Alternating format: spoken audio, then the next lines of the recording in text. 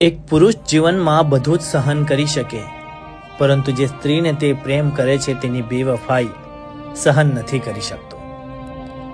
પત્નીના બેવફાઈથી ત્રાસી ગયેલા અલ્પેશ સોલંકીની માનસિક સ્થિતિ કેટલી ભયાનક હશે કે તેને પોતાની સાથે એ બે પુત્રોની પણ હત્યા કરી નાખી, જે ફાલ્ગુની અને તેના પ્રેમની નિશાનીઓ હતી.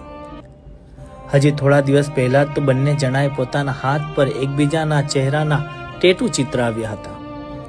આ ટેટુ ચિતરાવ્યા ત્યારે પણ અલ્પેશ તેની પત્નીની બેવફાઈથી વાકેફ જ હતો, પરંતુ તે ટેટુ થકી તે પોતાની પ્રિય એવી પત્નીને જીવનના છેવટ પર્યંત તેને યાદ રાખશે તેવી યાદ આપતો ગયો.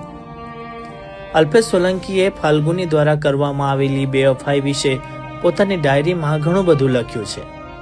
તે ફાલ્ગુનીના પ્રેમમાં કઈ રીતે પડ્યો અને ફાલ્ગુની તેનાથી દૂર કઈ રીતે થઈ, એ બધું જ ડાયરીમાં લખ્યું છે.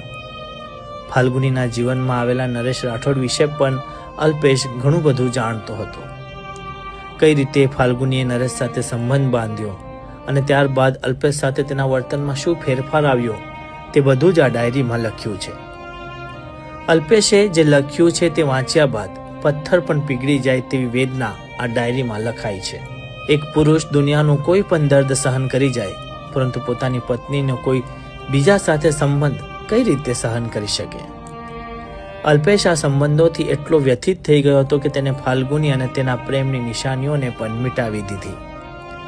ફાલ્ગુનીએ કરેલી ભૂલનો તેને હંમેશા માટે અહેસાસ થતો રહે તે માટે અલ્પેશ દ્વારા લખવામાં આવેલી આ ડાયરીમાં દરેક પાને લાગણીઓ છલકાઈ રહી છે. અલ્પેશ અને તેના બંને પુત્રોના એક સાથે અંતિમ સંસ્કાર કરી દેવાયા અને બીજી તરફ ફાલ્ગુની રડતા રડતા પોતાની ભૂલ સ્વીકારી રહી છે. પરંતુ તેનો શું મતલબ?